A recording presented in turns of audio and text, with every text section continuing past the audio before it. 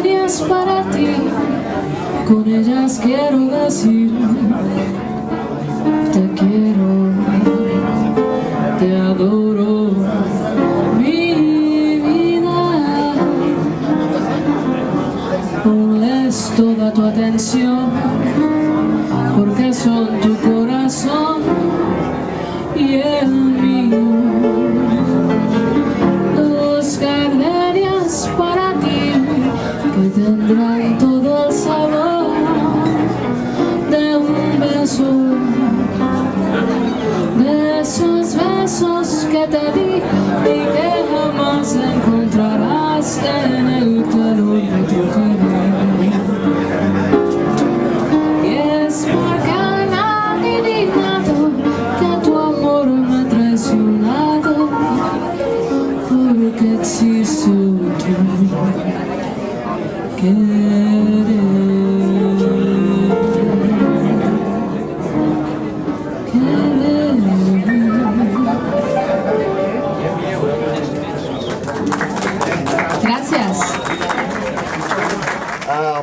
After our bienvenida to you all, I'd like to start with the substance of the program.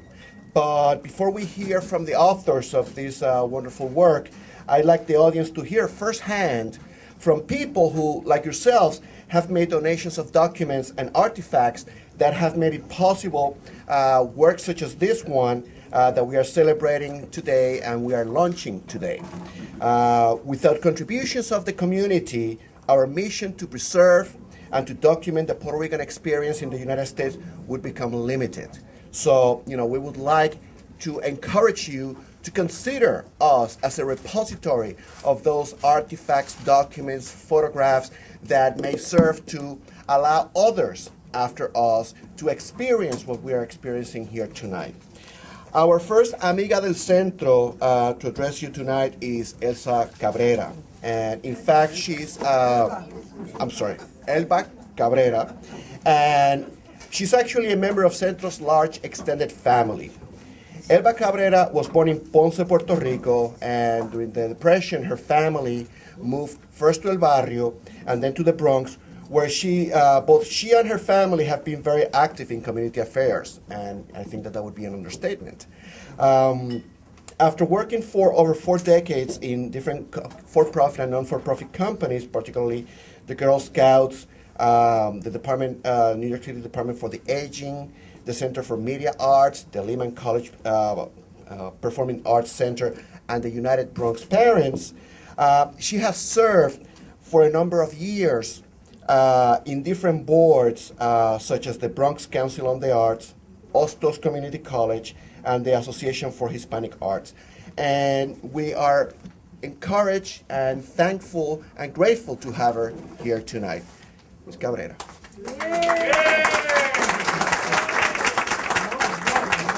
Wow, can I live up to that? Oh, welcome to El Centro. Oh, they asked me to speak today because I've been around for a long time. In fact, I used to be the baby of the family, and now I'm the elder of the family. I don't know how that happened. I've been very fortunate. I have had a wonderful, wonderful journey with my family. Evelina Antonetti, my sister Lillian, who are no longer with us. And before them, it was my mother and my aunt and my uncle, because they were the ones that started the trip to New York. But wait till you see this. I mean, this book is incredible. And it makes me very, very humble to know that there's so many of us here that have built this city, right? El Barrio, and then after that it was the Bronx, and before that it was Brooklyn and the Lower East Side, and the Chelsea was also another area. But anyway, they wanted me to tell you how I felt about El Centro, and all I could tell you is that I have El Centro in my heart. And I could remember the first time that Lillian, my sister Lillian, took me to an event for El Centro on 5th Avenue. It was their office there. It was many years ago. And I could still remember the event. It was Luis Cancel had a slideshow, and through the artwork that was there, it was the history of Puerto Ricanos. And I never forgot that exhibit. It was just incredible. And then eventually they came here, and they've been doing marvelous work that nobody else has been doing, even in Puerto Rico, I can tell you that.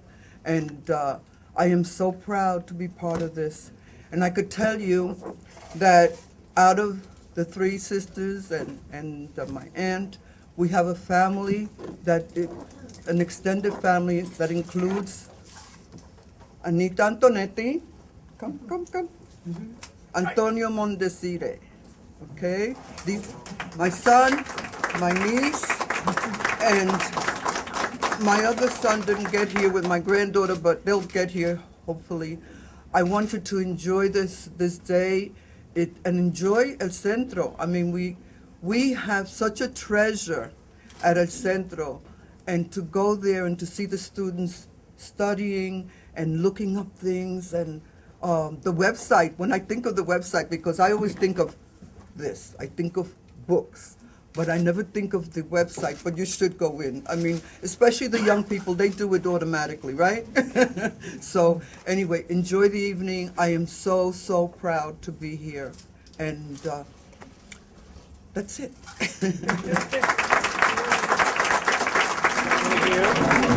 Several reasons I'm proud to be here. We're part of a continuum. History is a continuum, and there's different perspectives of history. This perspective that we have is not well known. It's good that we document so we can build our self-image and build our recognition of ourselves. That's number one. Number two, the leaders in my family, my mother and my titis and tias, are women. Strong women, loving women, compassionate, and providing a future for us all to follow. And that's being documented as part of this whole program. So I'm very proud to be here. I'm proud to see my family ready to take on the next level. Thank you. As a daughter-in-law, I had a great, I was honored with the opportunity to work with my mother-in-law in the community and see her work, all her years of activism. And one occasion, she was going to a conference in Puerto Rico, and she asked me to help her put a paper together. And we decided to do a chronology of all the years of activism that she had done. And I was so moved, first to have the privilege of helping her document that, but also to learn what she went through when she arrived to this city, how she had to take a test in English to be able to vote, how she advocated for better housing for the seniors. So I asked for her permission when she was very ill, and she agreed to donate her papers, because I understood that she had done so much to the Puerto Rican community.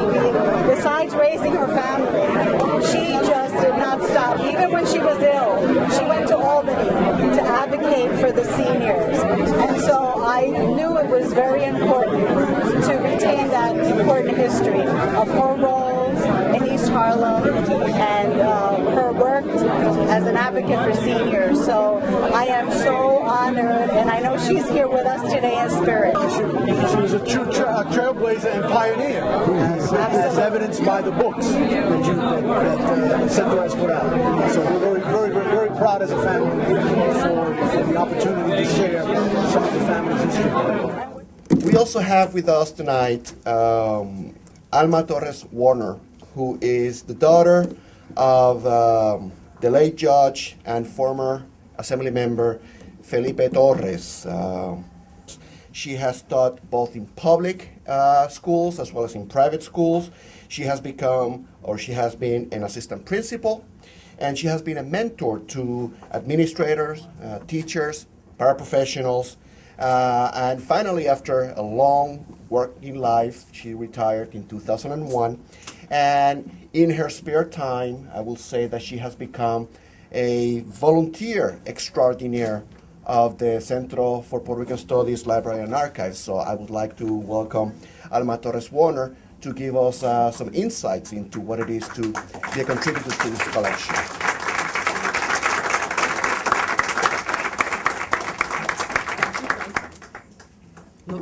no quiero que le dé miedo que de momento me ven abrir un papel, porque es solamente para tener la mente clara. In 1977, my father mailed to my home a copy of what was the provisional charter for what has become the Centro de Estudio Puertorriqueño. And in my father's usual style, what he did, he presented something to any of us. We are 5 children, and I am the youngest. He presented this with the idea that I would do with it what I wanted. Ignore it, become a member, forget it, shred it, whatever. I was a young wife, mother, teacher. I had 2 sons. I have 2 sons. They were then, I think it was 8 and 11 or something like that.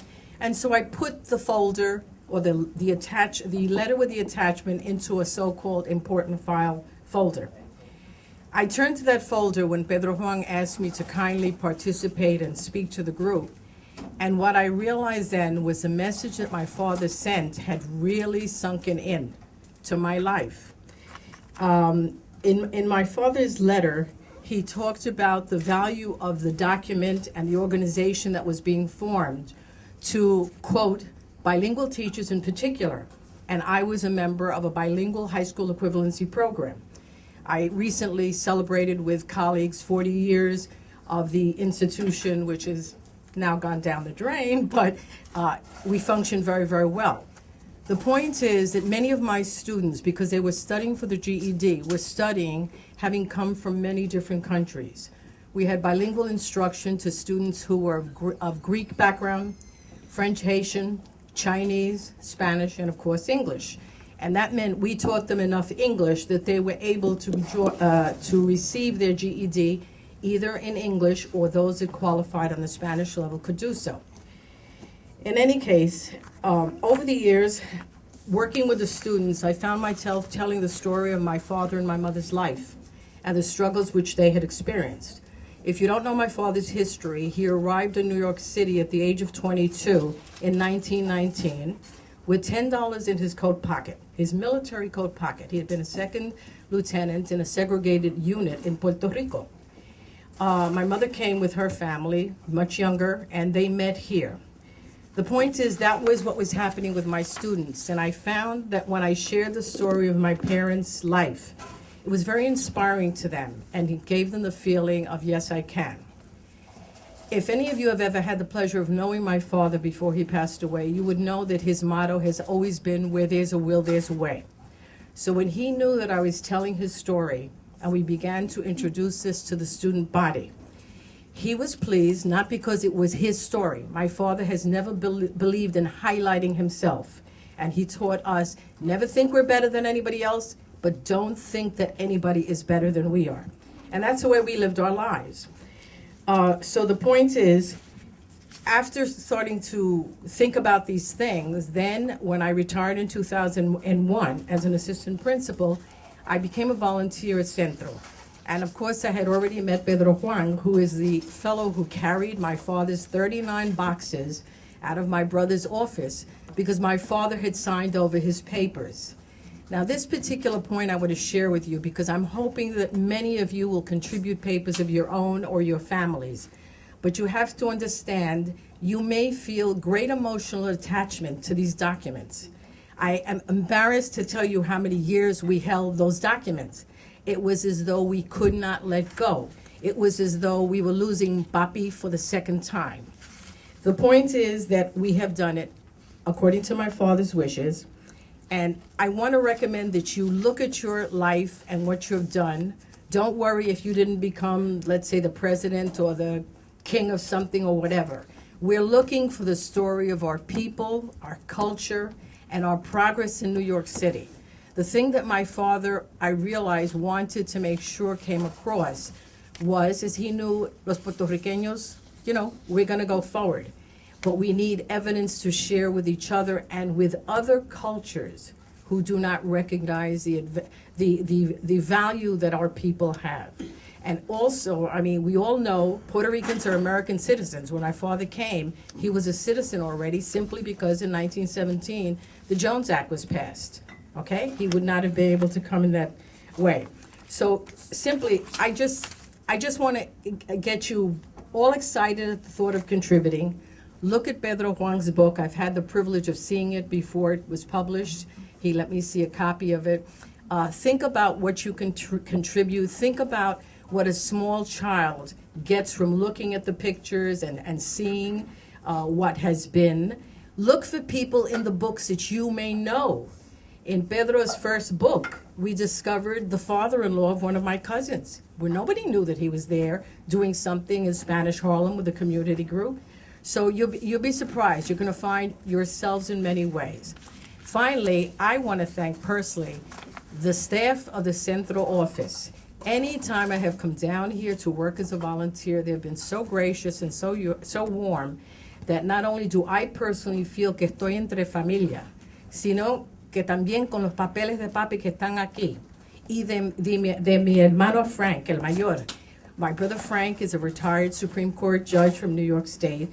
He was really the one who started us with the idea of giving the papers to Centro. He set the example for my father.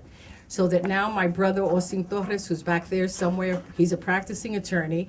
He has donated photographs that he had taken at Fiesta de San Juan, Puerto Rican Day Parade in the 70s. And I have also donated a few things, such as a John F. Kennedy pin, because my father had been co-chair of a Viva Kennedy Club, a national club. So simply, thank you for listening to me. I hope that you get the enthusiasm that I feel. I get very emotional. I tell Pedro he doesn't ever have to pay me if he wants me to talk it up, because I love this place. Muchas gracias y buenas noches. I would like to welcome the authors of this wonderful book. To begin us tonight is Doctora Virginia Sanchez Corrol, who is Professor Emerita at Brooklyn College, and I might add, a mentor to a new generation of CUNY scholars currently. A historian, Dr. Virginia Sanchez Corrol is co-editor of the award-winning Latinas in the United States, a historical encyclopedia, and co-editor also of Latina Legacies, Identity, Biography, and Community. A product of the New York City educational system, she identified the pedagogical arena as a core area for social change and political activism early in her career. And I will say that as a result and as a reaction to accusations that Puerto Rican had no organizational involvement, very little history, she wrote the acclaimed From Colonia to Community, The History of Puerto Ricans in New York City, among many other books. She is founding president of the Puerto Rican Studies Association, and she sits on numerous advisory and editorial boards. Currently, she's directing the Latinas in History, an interactive website project, and chairs the advisory board of the Center for Puerto Rican Studies Library and Archives at Hunter College. Dr. Sanchez Corrol.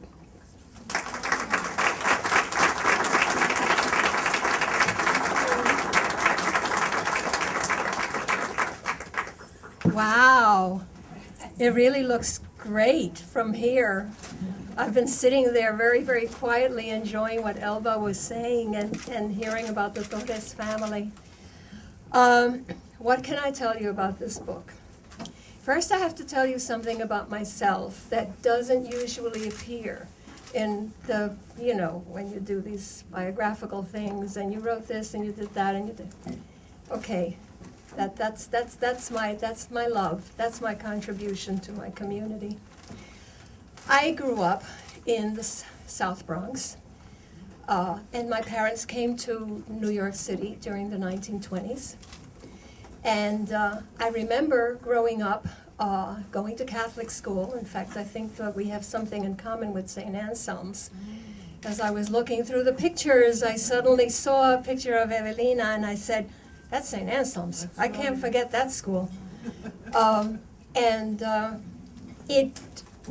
of the things that really bothered me as a child growing up was the fact that my history and my story and people who looked like me never appeared in the history books.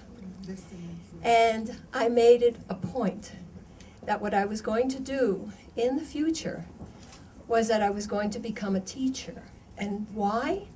because I wanted to be able to help that one child. That's all it needed to be. One child in my classroom who would look through the books and not see themselves there. And I'm happy to say that I've been fortunate in that a lot of the work that I've been able to do has brought us to the history books, and that we see ourselves now more than ever and the contributions of our community in the history books. And we are becoming a city that is 1/3 Latino, and Puerto Ricans have a great deal to do with that. And we are there. And our documentation of our history is, to me, the most important thing that we can do. When Pedro Juan approached me about doing a sequel to Pioneros, the Puerto Ricans in New York City, I thought it was a fabulous idea. In fact, I think that it should be written into the Central Constitution, bylaws, that every 50 years we should do another book like Pioneros. Why? Because Pioneros is a picture book. It is the kind of book that when you go to family, you go to visit somebody, they bring out the family album and they start to show you the pictures of their family. And you say, ay, mira, oh, there's, mira fulano de tal, mira que joven era. Like we don't get older, you know. Mira que bonita, pero que flaquita estaba esa muchacha. It's a family picture book. As we start to go through it, we begin to recognize not only our own family in it, even if our own family is not in it, we begin to recognize ourselves. Our history is in that book, and it is there for a very, very important period of time. From 1948 until 1998, 50 years of the most important, the most significant changes that took place in the Puerto Rican community. For one thing, it was the period of the Great Migration, when so many of our aunts and uncles, and of course, you know, aunts and uncles were coming all the time. I used to have to give up my room all the time for whoever was coming from Puerto Rico. At any given moment, it was a time when our children flooded into the schools, and the schools didn't know what to do with a cohort of American citizens who happened to speak another language. It was a time when we struggled to make a living, when we worked in the worst jobs imaginable to maintain a family and to maintain a home. It was a time when we struggled with educational issues, when we wanted our children to have an equal educational opportunity. And if that meant that they needed bilingual education or ESL, we were there to push and pressure the system to give it to them, and we succeeded in that. It was a time when our community rose up in arms against the injustices, and we saw it with the PCP and the Young Lords and all of our young people who took action and went out and cleaned the streets and hijacked the X-ray machines so that our communities would have adequate health care. It was a time when our politicians began to make a showing for themselves. And nowhere was that more evident than in this last year when we finally had our own Sonia Sotomayor nominated to be a justice of the Supreme Court. But this is Sonia's story as well as your story and my story. And that's why it's so important. And the book is also important because we used 45 different sources in our archives. And as Alma says, those archives, that's what documents our history. And that's why we need you to consider giving your papers, giving your pictures, telling your story to us, so that we, the historians, who play the scribe role, can put it all down on paper and show it with great pride to the rest of the people in this city and this state and this nation and the world. And it was very, very important for us that so many of the families would send representatives here tonight, because we have become so familiar with their pictures and their story. And I think that the book is tremendously important because it's a book that you can give to anyone and they will recognize the value in it. It isn't a book that you have to read. It's a book that you can look at. It's a book that you can begin to see in one finite place, a sketch of 50 years of our documentation. And it's a book that makes us wonder, what's the next 50 years going to be like?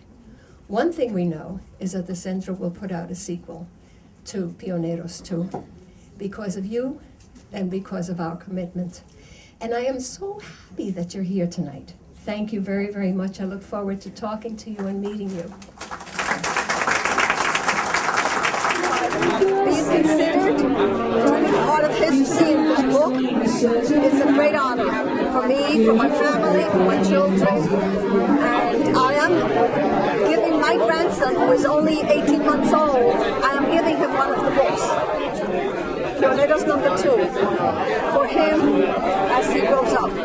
We'll hope that he will know that he is Puerto Rican, to be proud of it, to be part of his heritage, of his family, of his roots, and to grow up just like his father has been, and his uncle, and some great things in the world. The other author of this wonderful work is Pedro Juan Hernandez, who is Senior Archivist of the Archives of the Puerto Rican Diaspora, the Central Archives, and has been in that position since 2004.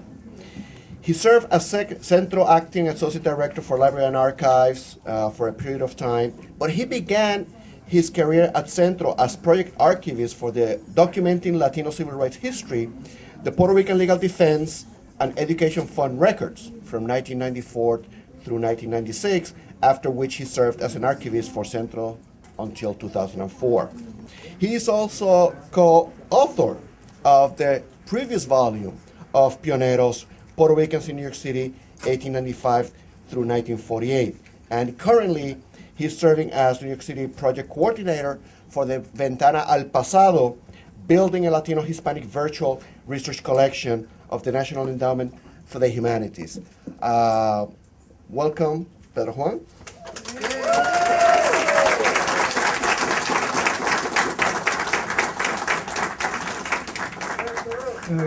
Good evening, and it's really tough to follow all these wonderful women who have been talking here, and Virginia. So I really, it's an honor to follow you, and I'll do my best. I have some notes, so I make sure that the tenses are correct, and then after that I'll talk a little bit more. Tonight is a very special opportunity for us to thank all those who made this book possible. First and foremost, we must thank our heroes, the women and men that work hard to build the strong and proud Puerto Rican communities in New York City. These visionary individuals preserved our history and safeguarded the records of our leaders and of our organizations. They kept our cultural heritage for the present and future generations. Our deepest appreciation goes to the family members who generously agree to donate these collections and place them in the Central Archives. So just want to thank you for all your trust and for sharing this treasure with us. And you have been inspiring to us. For me and for Nelly to be in this job, it has been an honor and a pleasure. I share it. It's a wonderful experience. I came from Puerto Rico, and I have become Puerto Rican from New York through the work that I've been doing and learning the history, and we should have to be very proud of all the accomplishments, and this community has struggled and has accomplished a lot, and this book and the work that we do is evidence, physical evidence of those accomplishments, and that's what is important. I want to talk briefly about the book. This book started as the first Pionero edition. In 2001, Feliz Matos Rodriguez approached Arcadia Publishers and proposed a book about the Puerto Rican communities in the city. And that book has been, people like it, and Virginia talked eloquently about what this kind of publication does. No, we are not only to talk, the academics are very important constituency of ours, but the community is where really is our main constituency, because we owe you and we have to share with you, and that's what we're working for, to share with you. And for that, so we need to build up that collection so your grandson will know about this story, and we have the evidence. And Virginia has talked about the work that historians do to take that to different level, to the academic environment, and we also want to take it to the communities as well. After we published that book, everybody keep on asking, when are you coming with the book? And finally, I'm honored that Virginia accepted my invitation to as a scholar to be the co-author of this new edition. So I had the pleasure to work to two of the great historians, Puerto Rican historians, and so it was a wonderful experience. I also knew Olga Jimenez, that is not related to the book, but it's also an honor to be nearby historians, especially I came from the history field, so I'm honored, and I have learned a lot from you, and I appreciate that. Pioneros, I will say a few words about Pioneros. It's a multi-pronged project. First, it was an opportunity to disseminate our holdings and to tell our history in a visually attractive and engaging format that Virginia was so nicely described. At the same time, Pioneros is a useful tool for general outreach and to attract the new researchers, to spread and learn and tell the stories of our amazing heroes, and to tell the stories of our achievements and our struggles. This is a tiny sampling that showcases the richness of the archival collections at Centro. We hope that many others will be inspired to create and develop different resources on the lifetime achievements of leaders in the community, so that such information can be made available to even wider audiences. I see this book as a work in progress. For instance, I expect from you to I expect to learn more about the people shown in the photographs and other documents, and where and when the photographs were taken. So I'm expecting to get your feedback. I welcome it. And I also that you help us to continue developing our documentation project. Hopefully this book and other products born out of the archives will encourage you and others to identify new archival collections, participate and give us constructive feedback, attend and support our programs and events, suggest ways to improve the quality and quantity of our work, and let your elected officials and college administrators know that we need their support for the work that we do, and to consider even to volunteer if you have some time to spare. Feel free to contact us with any details regarding how you can help us strengthen our archives here at the Center for Puerto Rico. And finally, I want to encourage and to try to bring this I like the metaphor of this is a family album, and it is our family album. And I hope also this exhibition, if you're still thinking about it, the slideshow and the exhibition shows what are the resources that are in the book, and maybe that make another strong statement to why to buy this book, because you can have in your home access to these resources, and make it a part of your personal library. I want to thanks for coming, and please enjoy the rest of the evening, and thank you very much.